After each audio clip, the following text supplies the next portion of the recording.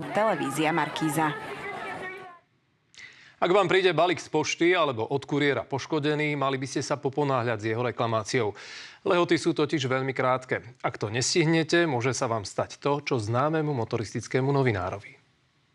Alexander Štefúca si od kamaráta z východu objednal starší počítač s monitorom. To, v akom stave bol obsah balíka, ktorý mu prišiel kuriérom, ale nečakal. Monitor bol totálne rozbitý. Monitor, ktorému chýba tento rámik, ten som si potom tuto odložil do reklamačného konania, takto som to poskladal a okrem toho, že mu chýba rámik, tak má vlastne rozbitý obraz. Odporúčame klientom, aby si tento balík podali so službou Krehké.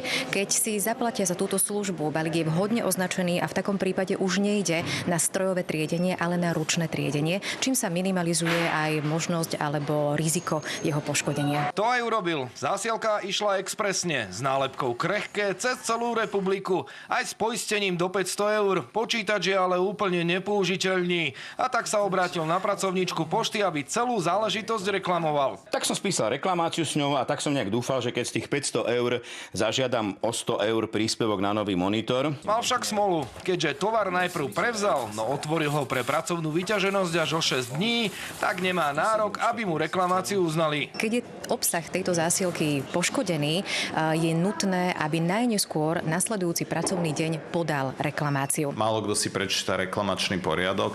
Tam je veľmi krátka lehota na uplatnenie si reklamácie, dokonca jeden deň po prevzatí zásielky. Ak sa nestihne táto lehota, je minimálna šanca, že by mi bolo vyhovené v reklamačnom konaní. Právnik má radu, ako sa vyhnúť takýmto situáciám. Ak naozaj nie som si na 100% istý, v akom stave dojde zásielka, ak mám akékoľvek podozrenie, veľa ľudí to už dneska robí, že celý tento proces si natáčajú na kameru. Pretože často vznikajú problémy nielen pri poškodení zásielky, ale niekedy sa stane, že nejaký aj podvodník vám nepošle to, čo ste si objednali, ale vy veľmi ťažko to dokážete, keď to rozbalíte, lebo on bude tvrdiť, že poslal. No, na budúce viem, že kuriéra ani doručovateľa nepustím ďalej. Jednoducho nepustím ho ďalej, kým ten balík neotvorím a nepozriem sa, či je to v poriadku.